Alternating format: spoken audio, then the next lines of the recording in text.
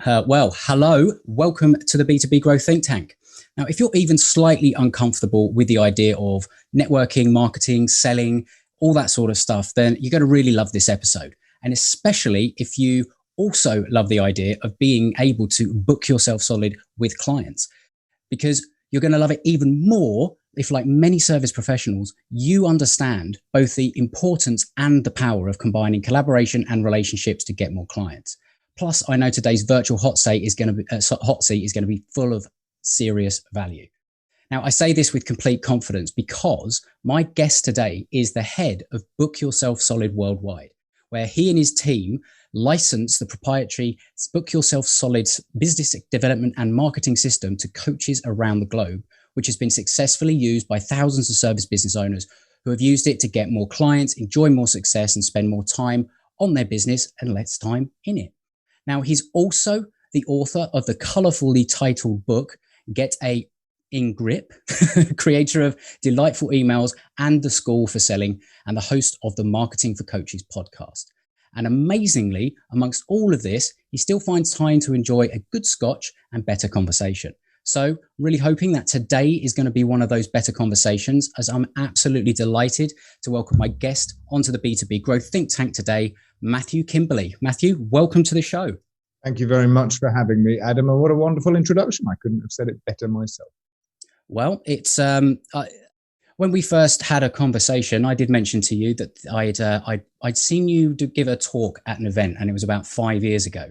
And I remember I stayed back at the end. It was more like a workshop session that we went through, and it took us through the Book Yourself Solid system. And I remember listening to that, and then going and getting the book and listening to the audiobook. And since we've connected, I've gone back and re-listened to the book, and it's amazing what you sort of forget from some of the great books that you read or listen to, in my case, during the time. Back then, I was still in my corporate days, and that was when I was sort of planning my exit. And I can attribute the Book Yourself Solid book and really sort of obviously seeing you give that speech and then going back to then look at the book as a kind of a seed to sort of set me on my path. So I wanted to make sure that introduction was wonderful, because I do think that there is an awful lot of gratitude I can show to you for doing that, even though you would never have known it. So first of all, thank you. Well, thank you for telling me. I think that's one of the joys and privileges of getting to do what I do. Book Yourself Solid has been around in some form for 20 years.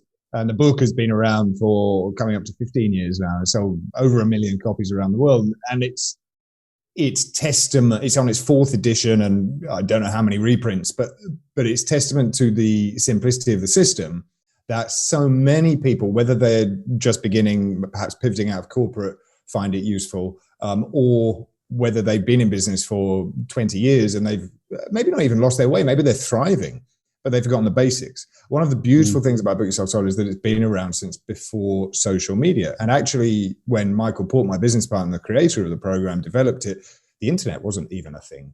So there's so much opportunity now for the business owner to pursue marketing tests, marketing experiments, marketing platforms, marketing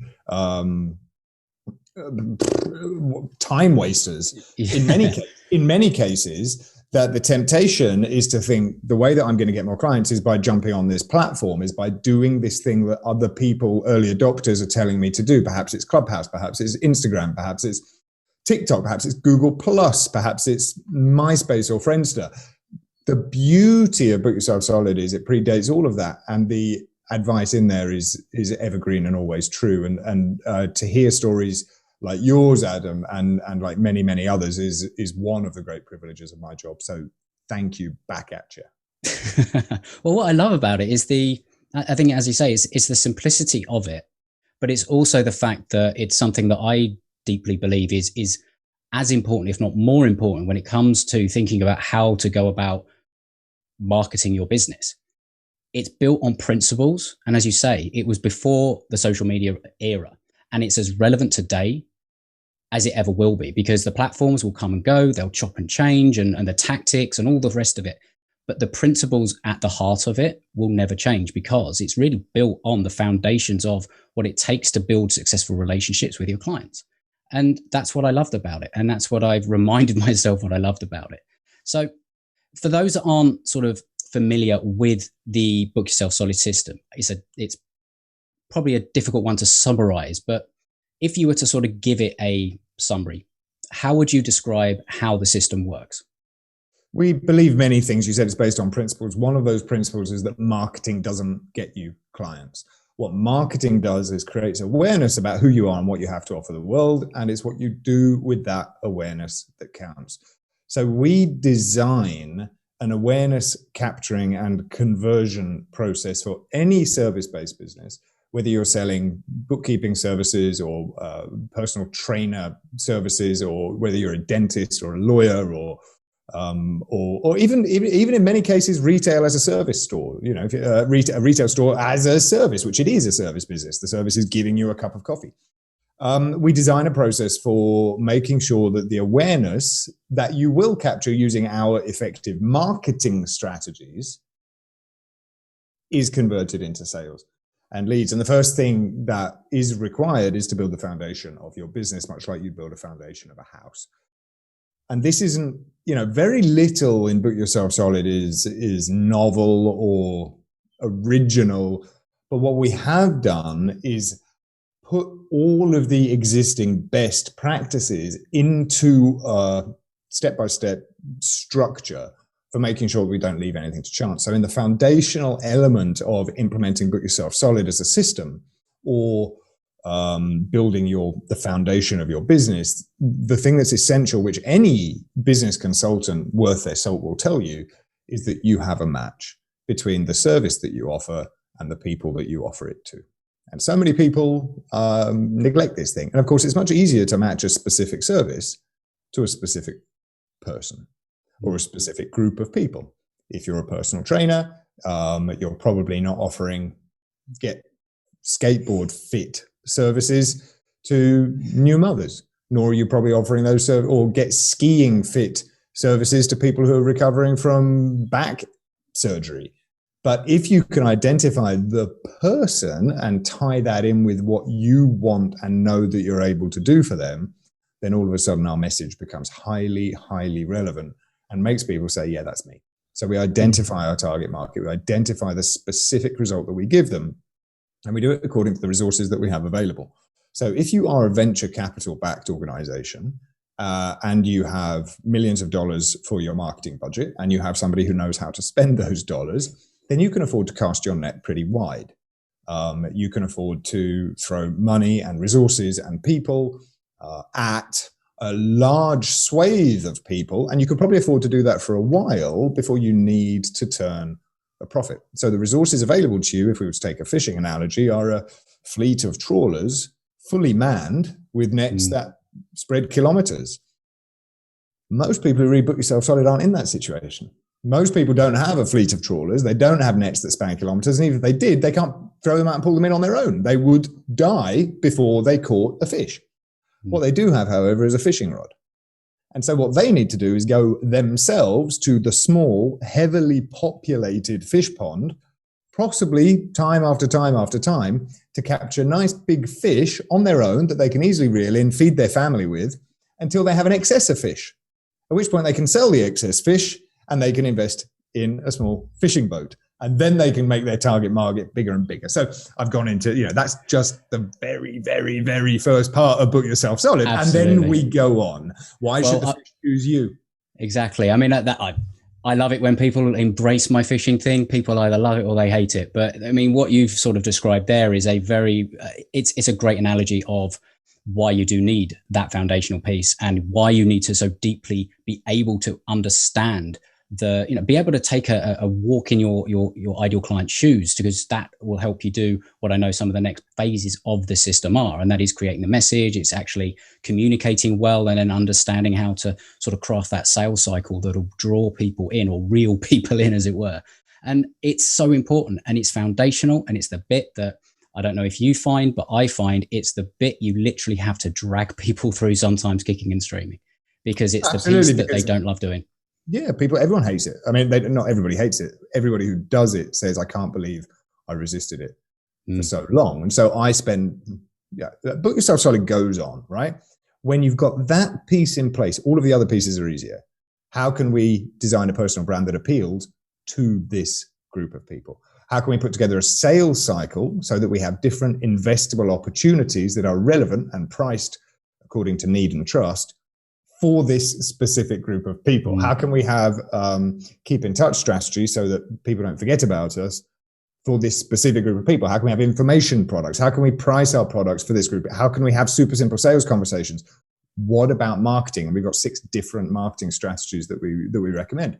But it all comes down to this particular group of people. And if there was a question there, Adam, I've forgotten it, so you have to forgive me. But people hate it, right? And they resist. But unless it's the pivot point, every MBA course teaches this. If you don't have a product to market match, you don't have a business. And if you have neither a product nor a market, and a genuine market, then you can't carry on. You just can't carry on. You've got nothing to sell. But people delude themselves and they say, I'm limiting myself. And they say, I'm cutting off far too many opportunities by only, but I'm going to say I see this all the time. I help entrepreneurs. Okay. So do you mean me, or do you mean Elon Musk, or do you mean both of us? Now, you might mean both of us if you help entrepreneurs who are in their 40s get more flexible and make sure their knees don't give way. But if you help entrepreneurs live a thriving and successful life, I'm just going to choose the specialist instead of you. Now, you might have earned the right to say that if you're Tony Robbins or Marshall Goldsmith or whoever you might be, but chances are that's not you. So that's why you have to get very specific. Also, people say, well, won't I be cutting off? I can help people who own golf clubs as well as people who own, swimming trunks. Say, great, but you're not going to spend your marketing budget, which at the moment might just be your time and energy, on speaking to both groups of people. What you can do is you're going to show up and speak to one person repeatedly, maybe swimmers. And if a golfer says, hey, you're doing great work with swimmers, can I work with you? You say yes, but you have to target your marketing according to the resources that you have available to you. Of course, the other thing is you don't have to marry them. You just have to date them for 6-9 months, see if you like each other. But if you're always going speed dating and you're never committing to dinner, you're never going to find out whether you like each other. You're never going to go to the next level. And there's a fear that people, isn't there, that they have that. It's kind of like, well, if I'm going to commit to this, then I am literally married to it. But it's actually, well, at the beginning, you don't actually know. There's a hypothesis when it comes to actually choosing a target market. And I think this is what a lot of people find difficult. It's that you actually have to there's a bit of a science to it, but it's as much an art as well. It kind of goes on a feeling, because at the end of the day, you're choosing this. This is your choice. And it's kind of like, who do you work with? Who do you like working with? Who brings you joy? Who lights you up? Who puts a smile on your face? What kind of people are that? And then you can sort of hypothesize, okay, these are the kind of people that I love to work with. So these are be the ones that I'm going to choose as my first target market. And if it doesn't work out, that's fine. It means that I move on to something slightly different. But if you don't start with that, you will be going all over the place and chopping and changing constantly all the way through. And it's very, very difficult to become that big fish in a small pond, because otherwise you're literally a drop in the ocean. Correct. And that's what I think is one of the key things, that when you get it, as you say, it revolutionizes everything else that comes next. And a lot of people want to go straight to the tactics. They want to know, okay, I heard Matthew say they've got 6 marketing tactics that they recommend, but there's almost no point in even looking at what those are until those pieces are done, because you'll just waste a lot of time and money on doing them. Having said that, let's just sort of dig into what the ones, because you have 6, but you have 3 that you recommend or that are essential to do. And then the others, or the other 3, is that right, that are nice to haves or nice to do's, or when you can do them, or that kind of thing. And they're probably not the ones that you think. So why don't you just talk So we have 3 mandatory marketing strategies, or self-promotion strategies, because marketing and self-promotion are the same thing. The first one is, and the mandatory ones are all about relationships, because no matter what currency or capital you have in stock, in your pockets, in your bank account, in your team, in terms of skill sets, the most valuable the most valuable currency you can have is your relationship capital. It's the people who can help you get the things that your pocket money doesn't allow you to get. Mm-hmm. It's the people who can introduce you to the editors of the newspapers. It's the people who can put in a good word for you with their existing clients. It's your referral partners. It's the journalists. It's the joint venture partners. Forgive me if I already said that. It's the person who can get you access to the club when the bouncer won't let you in. It's these people that allow you to be more than you and allow your business to be more than just you. So the first strategy is the networking strategy. And networking, according to Book Yourself Solid principles, has got absolutely nothing to do with going to cocktail parties and making small talk. It's about strengthening your existing relationships, strengthening the bonds that tie your network together. So that's the first one. Daily practice. We give specific prescriptions for things to do to make sure that the important people to your business and in your life are always going to want to be your best supporter. Why? Because you're their best supporter. The next thing is direct outreach, which means if you don't have those people in your network today, we're going to add people to your network that are of value to your network, for whom you can be a person of value and who can also be valuable to you in the furtherance of your professional and personal goals. So making new friends, very simply. Yeah. And again, specific strategies for doing this that do not involve walking into a crowded bar and plucking up the courage to talk to people. The third one, of course, is our referral strategy, because we believe in the red velvet rope policy, which means we get to choose who we work with. One of the other principles of Book Yourself Solid is that it's a love story disguised as a business system, which might sound a bit woo-woo, but it's kind of a little bit like what you said about making sure that you like the people that you work with. And that includes your team members, your partners, and your clients. And if you're a service provider who works one-to-one or face-to-face or corresponds at all with your clients or customers, it makes life a lot easier if they're your right people. So we put bouncers on the door to make sure that your right people come in. And when you have a referral strategy, like attracts like, but we should never leave it to chance. So we're looking to recruit your existing clients, but also your existing friends and network members to further your lead generation and client acquisition efforts, because they're the cheapest, highest, not the easiest to get. And when I say cheap, I mean purely in monetary terms. Purely in monetary terms, there could be an awful lot of sweat equity that goes into getting the right referrals. But they're the highest quality, lowest financial cost leads and clients that you can acquire. And everyone that sells service, obviously we love getting referrals because it's a sign of a good job, but it's quite reactionary. A lot of the time we just sort of wait and we're passive and all the rest of it. But I love the way that you guys sort of put it is that it's actually something that you work. You actually work the sources. And we've had people on, the previous version of the podcast that were talking about referrals and the importance of sources and all that kind of thing. And certainly when you're selling services, when you are really high trust relationships, it's one of the, as you say, there's a lot of sweat equity that goes into it, but it is one of the fastest paths to generating at least eyeballs on what you do, but in a way that actually it hijacks or piggybacks the trust. And if you can do that, obviously with particular sources, but you mentioned things like joint venture partners and other partners, it's a real way of kind of leveraging those relationships to be put in front of an audience in a high trust way. That, let's be honest, a lot of the advertising and everything out there, all the marketing tactics, it's trying to get you to that point. So it kind of cuts out the need for a lot of it. And that's why I love that those are the three pieces of that system that actually are required. And they don't involve any of the stuff that we are bombarded with. If you just literally open up any one of your social media platforms, you have to do this as, put £1 in Facebook and you'll get 1 million back next week, that kind of thing. It isn't the way that it works specifically for the type of businesses that the listeners are.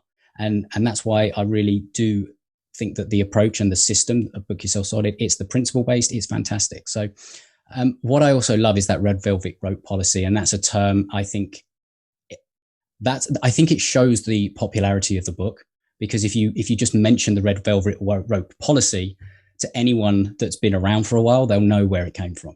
Yeah, agreed. And that's the power of language. Michael Port, who wrote the book himself, would say the idea of having an ideal client profile based upon qualities rather than circumstances. So we delineate between an ideal client and a target market. An ideal client is not a customer avatar. If anything, your customer avatar is found inside of the target market, but the ideal client is the kind of person that you'd be happy to sit down and have a drink with after.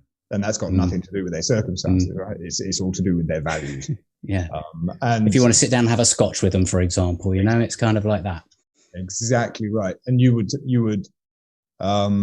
be absolutely right to say that the naming of that convention, the red velvet rope policy, is one of the things that counts in Book Yourself Solid's favor, because it's not called your ideal client or your customer avatar or identify your right person. We believe, I'm very, very interested in the concept of brandable intellectual property because I deal with experts. My market today is training the trainer, coaching the coach. And many of those coaches create their own intellectual property, which is forgettable. And the best, most highly paid experts, which is the industry I know best now, are not those with the greatest expertise. They're those who are the best at communicating their expertise and being able to package up what are sometimes very complex ideas in a simple, memorable manner. And Michael Port is one of the best people in the world when it comes to this. And absolutely. The Red Velvet Rope policy is testament to that.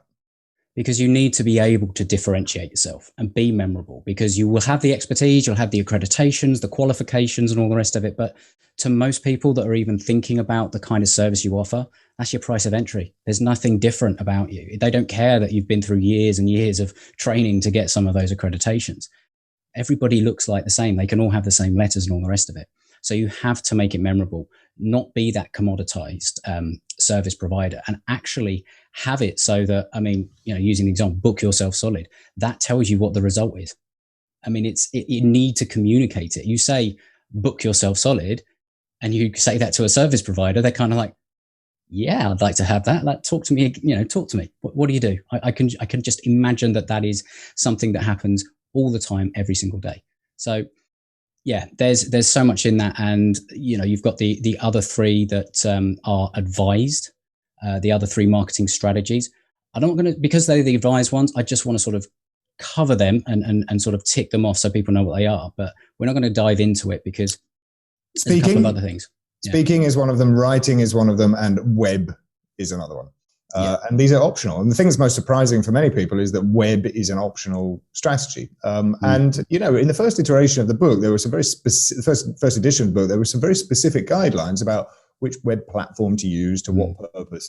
And in future iterations, it was rapidly realized that we couldn't keep up with, had you heard of Clubhouse before 3 weeks ago? We couldn't keep up with the fast pace of social media technology, different web-based strategies available to us. So what we did is we went and we simmered it down to its core essence. Now, we believe that you should have we don't believe that you need a web strategy. We believe you need a web presence. We think it'd be crazy if you didn't have a web presence, but you do not need, unless you want one, a web-based client acquisition or lead acquisition strategy.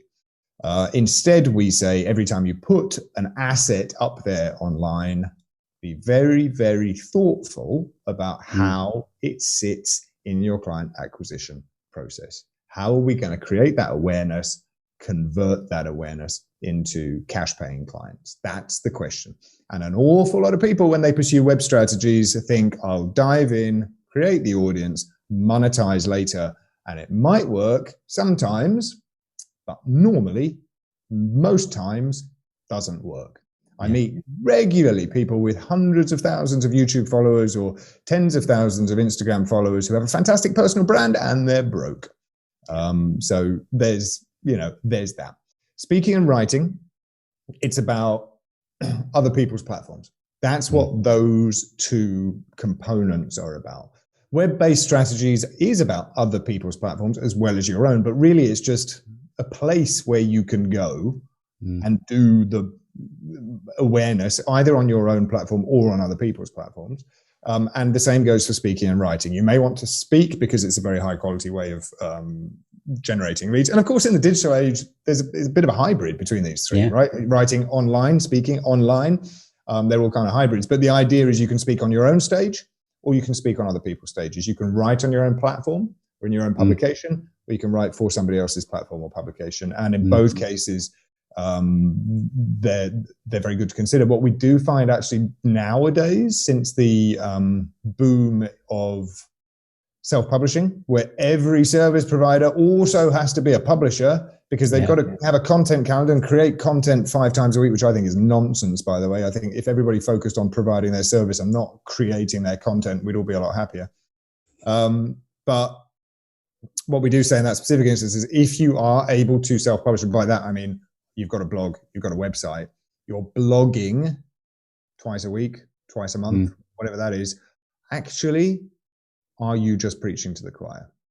Wouldn't it be better to be writing twice a month for other people's audiences to send them back home to you so you can start selling? Absolutely. Get them on your list, get their prospect, get them to fill in the application forms, get them to request a brochure, get them to call you on the phone, whatever that is. We believe sales begins when the prospect raises their hand and says, I have an interest. Marketing is not about preaching to the choir. Marketing is about bringing new congregation members in. So if you are writing twice a week for your own blog, great, but be honest with yourself. How does it serve your customer acquisition process? 100%, because you can write the most amazing piece of content in the world and you can put it on your blog, and if nobody's coming, it's kind of like, does if a tree falls in the wood and nobody sees it, does it actually fall?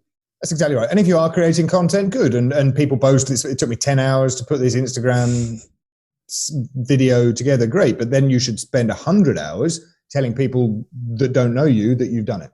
Exactly. And there's other hybrids as well, I guess now, and maybe that's sort of coming into maybe if there's going to be a further edition or something like that. This podcast is an example. This is how I create my content. I invite people onto the show. We create the content together. This is a co-creation piece, and also it is fantastic as well to get invitations onto other platforms, and it works 2 ways. And it's also ticking off a lot of the boxes in terms of the networking, the relationships, the referability side of things. So that's why I love this. And it's kind of like in the book, I know there's the always have something to invite people to. This is, for me, it has been and will continue to be my number one thing to always invite people to, both from a networking side of things and, relationship building side of things. It's fantastic. And yeah, as I say, the seeds were probably sown back 5 years ago when I first saw it and read the book, and a lot of the guests that have gone in the past, there's so much wisdom in that network that I've now built. It all drips in, and you get unseen benefits.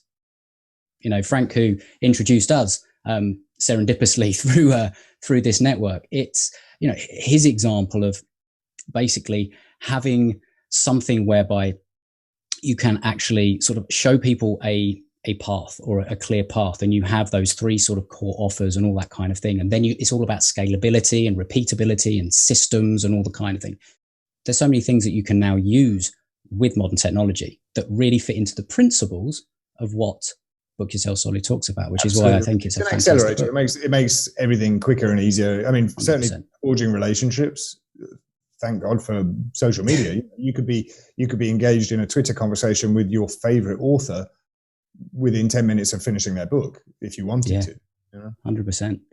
One more thing I want to touch on before we dive into the to the hot seat, and that is the actual model that you guys now operate on. Because am I right in saying that you no longer provide the direct implementation training for people? You just do it through a licensing model and train the trainer. That's exactly right. Yeah, we provide Book Yourself Solid HQ. I took over the beginning of last year, and I made some decisions about the business model. And what I really wanted to focus on was training the trainer, licensing experienced trainers, training up new trainers, and business coaches is probably the word that would be more appropriate than trainer in most cases, to spread the word and to teach the word. And that was also, going back to our own philosophy, which is a very specific target market. And we realized that we could have an exponential reach to the business owner if we didn't try to reach the business owner. Now, we were very lucky because our target market in Book Yourself Solid terms is a group of people who have existing networks of communication, have something in common. You show up to them, they know, you show up to see them, they know that you're there to serve them, and you know where to find them. And we were very lucky because Book Yourself Solid was an unusual success. I don't think it was a surprising success, but it was an unusual success in publishing terms. Yeah. And so our target market was readers of the book, which is fantastic.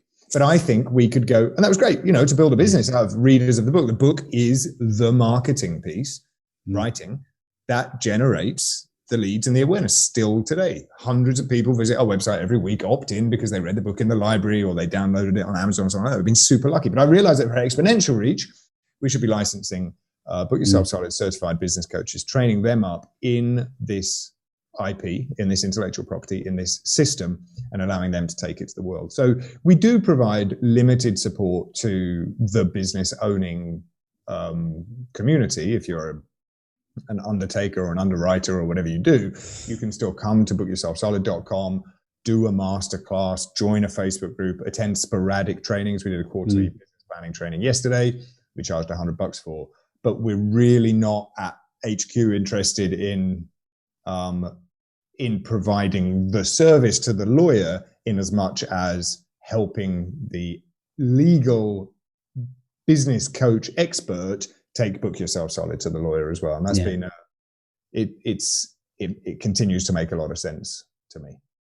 And what was the process like? It's been a massive success, Adam. Well, part of the problem is the Book Yourself Solid was a massive success.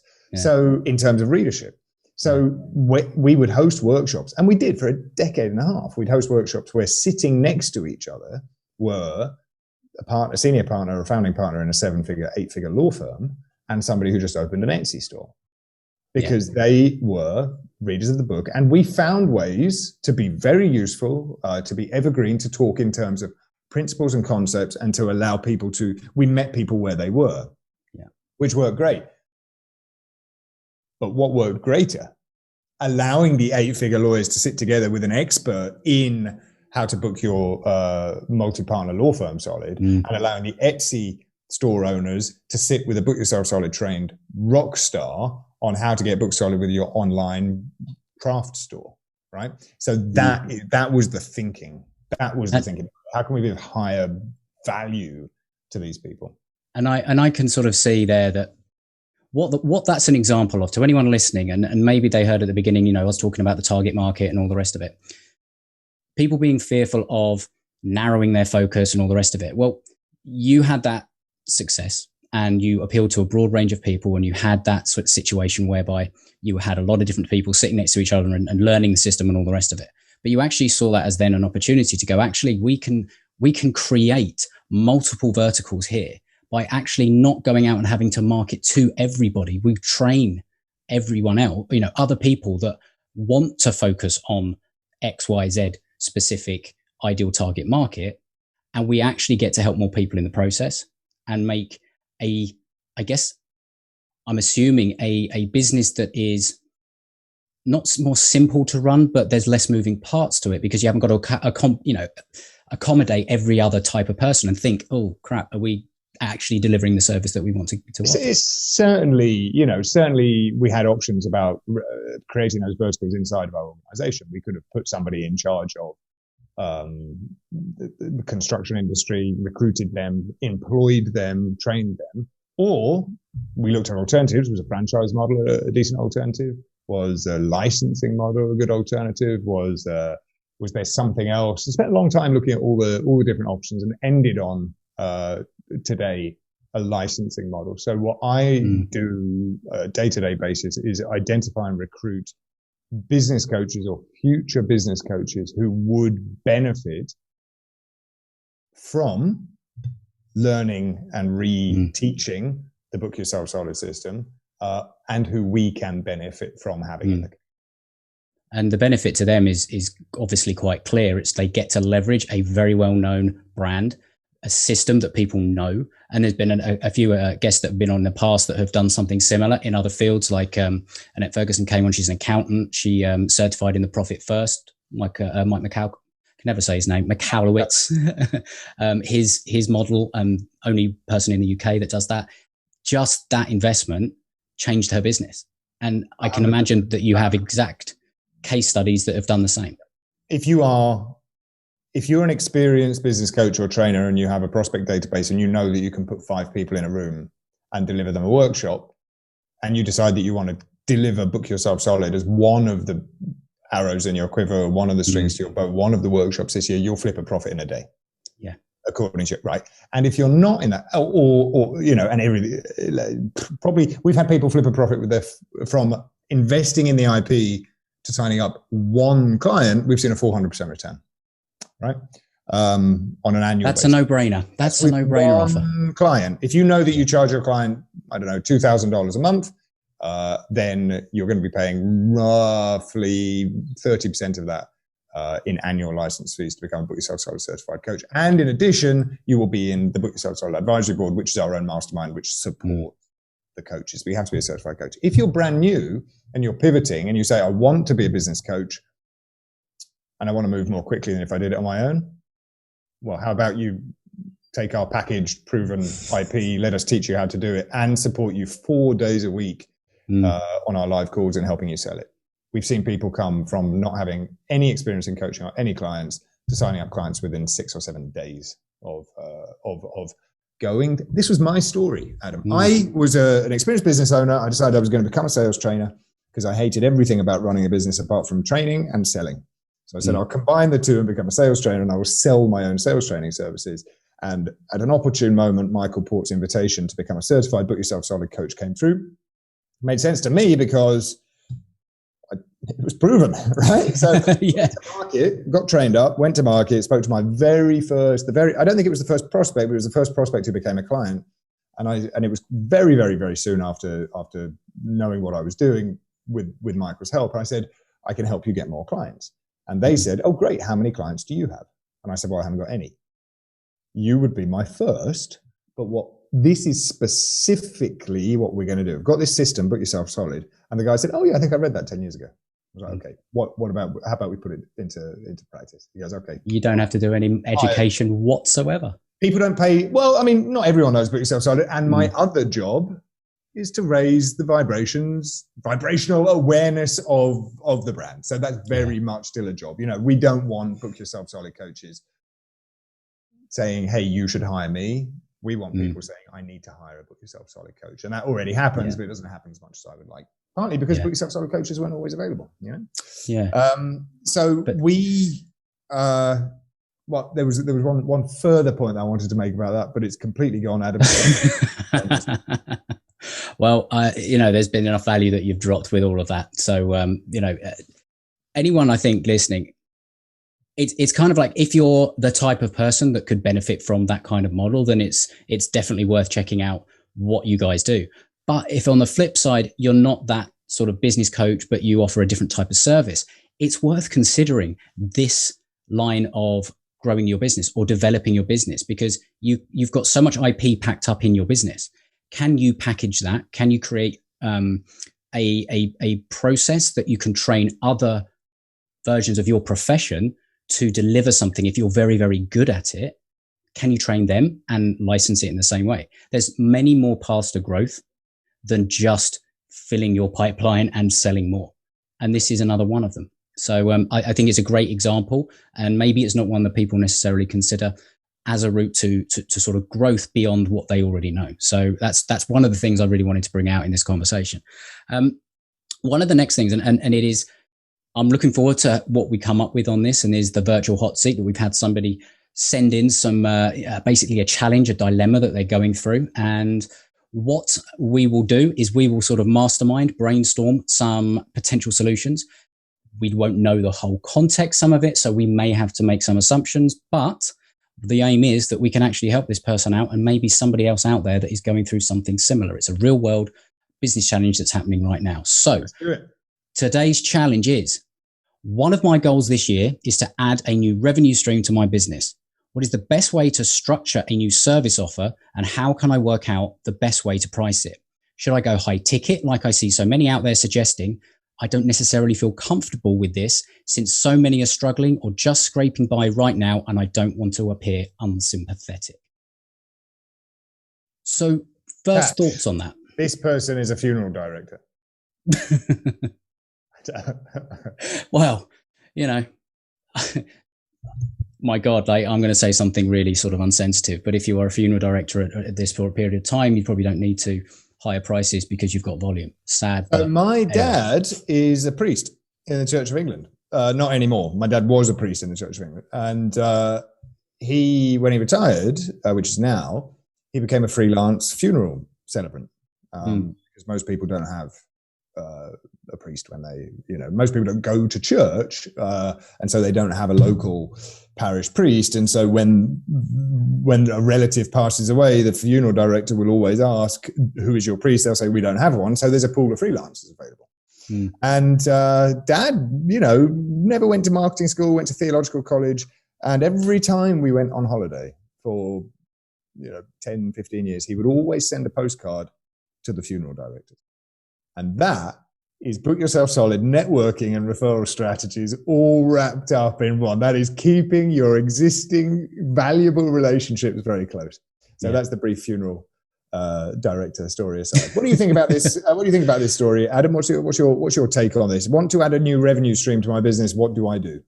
So this to me is saying that this is a person who has probably got, and we've got to make some assumptions, but they've probably got more of a traditional offline service business, and it's been hit by the situation. So maybe they've done some research into creating programs or online stuff and all the rest of it, and maybe they've watched a few people talking about high ticket programs, and they're just looking at ways to maybe be able to deliver a service in maybe a bit more of a leveraged way, or maybe they are looking at a way to diversify their revenue because their core revenue stream has been hit by the situation of the pandemic. Maybe there's a bit of a psychology piece here that's going through it, in that the question of, I don't want to appear unsympathetic and raise prices, also tells me that there is probably a client or an existing client base that has been hit. So maybe it's more of a question of going back to the foundations before you even consider what the service is, how you price it. Go back to your foundation and ask that question: who is this for? Is it for my existing client base? Is it for, what result do they want? What is the problem they have, and how am I going to solve it? Before you even consider the pricing options behind, or the structure of a new service, anything like that. And often it will come down to that. So, yep. I mean, that's where I would start. I mean, would you have anything to add around that in terms of? It's such a broad question, Adam, and not, it's not there's little context, there's no context. We don't know if this person runs a travel agency or whether they are a personal trainer, or whether they do accountancy, or whether they run an affiliate marketing program. We just absolutely no context, but it does allow us to talk in broader brushstrokes about what, when, and how should you add additional revenue streams to your business. And as you said, Adam, 100% correctly, it always, always, always begins with the person to whom you're selling. Who is your target market? And then what do they want? What do they need? And how can we provide them with what they want and they need? And how can we charge accordingly in such a way that it represents great value for them? Because any sales transaction represents valuable transfer of property in both directions. The salesperson values your cash more than they value the resources required to deliver the service. Otherwise, they wouldn't be charging what they do. And the person who is happily handing over the money to receive the service values the service more than they value the cash. So we should, any transaction that takes place that is not forced, that is not based upon monopoly or unforeseen circumstances like insurance payments or emergency bills or something like that, is always based upon both people being happy, or the transaction just wouldn't take place. So there's two concepts I want to discuss. The first one is the $1,000 burger. The $1,000 burger is, let me ask you a question, which I will always also answer because it's a rhetorical question. What kind of restaurant sells a $1,000 burger? The answer is, the restaurant that sells a $1,000 burger is the restaurant that has a $1,000 burger on the menu. If you don't have a $1,000 burger on the menu, nobody's ever going to knock on the door and say, hey, I like the look of your $200 lobster. Could I please have a $1,000 burger? But if you put it in the menu, there is a chance that you will sell it. Now, you don't necessarily want to sell it, right? Because if you're always selling $1,000 burgers, you haven't tested the top of the market. You don't know what your market want to spend their money on. If they're regularly buying $1,000 burgers, maybe you need a $2,000 hot dog, right? So if you've got something that tests the very top of the market, that's my approach to high ticket items. Don't bring your assumptions to the table. What's high ticket for you might not be high ticket for somebody else. Have you ever paid $120 for a shave? I have. Because there's a place that sold $120 shaves. It would take me about 3 weeks to grow it back after that. So it'll be money well spent. Right? I'm the kind of person who likes to sit in the front of an airplane, right? Yeah. For one person, that's utter madness. And for another person, it's kind of fundamentally, of course I'm going to sit in the front of the airplane. So don't bring your assumptions or presumptions if you don't have experience, right? I see lots of people say, I don't know if I can do high ticket. Well, they've never actually sold high ticket. For them, high ticket is, a $5,000 consultation. Whereas for the next person in the line, high ticket is $750,000 consultation. So don't bring your concept. If you truly, truly, truly know the market, you will price accordingly. If you don't truly know the market, you won't. Do you think, building on that, do you think that there's and maybe this is where this question has come from, there's a bit of a prevalence, and maybe that's why I say that I think that this person's probably been searching around for a few ideas and all the rest of it. They probably, downloaded a few freebies and gone on a couple of webinars and all the rest of it. And they're a bit like, some people are telling you have to go down this high ticket route, or maybe they're thinking, well, you have to go down if you're going to build an online sales funnel and then create a product at the end of it and all the rest of it, you have to start low ticket and tripwire and all that kind of thing, which is, baffling that you would consider that without actually testing an offer anyway. But a lot of people are hung up on that high ticket and the cost and the price, but they're not actually then going back and asking themselves, what is the value in solving the problem that you're offering to solve for somebody out there? Because they don't have confidence in it. And that, I mean, your assumption is my assumption as well, that this person is operating in the online marketing space where the concept of high ticket has been sold as quite rightly, within the very small, very incestuous, slightly distasteful online marketing space as being a godsend and a be-all and end-all. But it's like a panacea that just will answer all when your has high ticket been there? I tell you when high ticket is a high ticket. Let me rephrase that. If you're going shopping, if you're going fishing, let's come back to our fishing analogy from the very beginning. If you've got the resources available to you, then cheap and cheerful is a fantastic business model. It always has been. We are the cheapest service provider. Nobody beats us on prices. That is a brilliant way to grow a business. As long as you can maintain the margins and as long as you have the resources available. What resources do you need? Inventory, insurance, relationships with suppliers, ability to get people through the door of your supermarket, right? This person, probably not in that situation based upon the language that they use. Probably one person, intellectual property, good idea. What is my good idea? What do I do with it?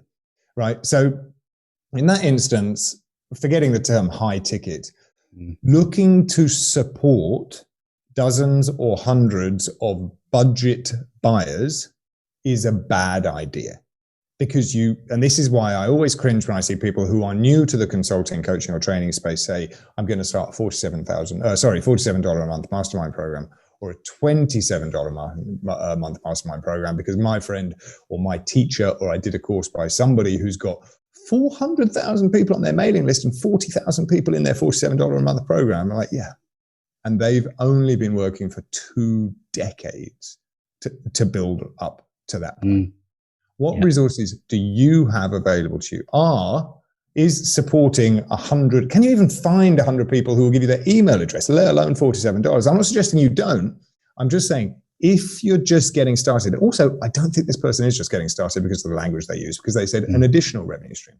But if you are just getting started, you are looking for the fastest route to the money, because the money is the resource that will support everything. You're looking to sign up 20 clients by any means necessary to fund your market research, to fund your growth, and to put that all-important big fish on the family table. So you should be looking for 100%. Big fish when you're just getting started. No question. Does that mean more, forgetting the high ticket questions, are you looking for budget buyers? Are you looking for non-budget buyers? I say you're looking for non-budget buyers, high margins, perpetually people stick around for a while.